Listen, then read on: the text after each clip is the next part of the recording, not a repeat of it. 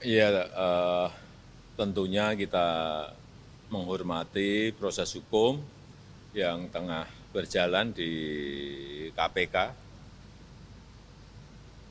Perlu juga saya sampaikan bahwa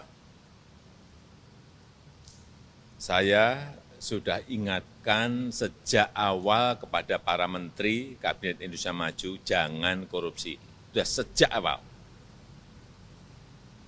Dan juga terus-menerus saya sampaikan untuk menciptakan sistem yang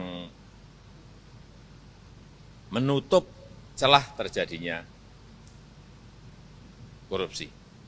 Oleh sebab itu, juga berulang kali saya mengingatkan ke semua pejabat negara, baik itu menteri, gubernur, bupati, wali kota, dan semua pejabat, untuk hati-hati dalam menggunakan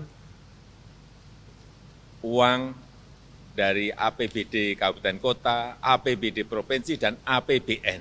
Itu uang rakyat. Apalagi ini terkait dengan bansos, bantuan sosial dalam rangka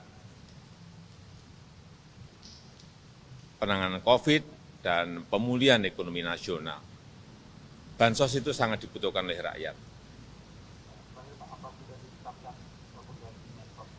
Dan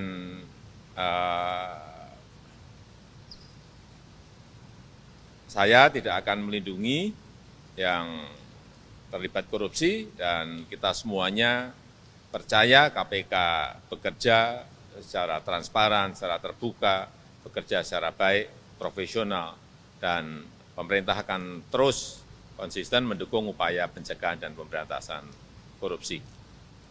Dan untuk sementara nanti saya akan menunjuk Menko PMK untuk menjalankan tugas Mensos.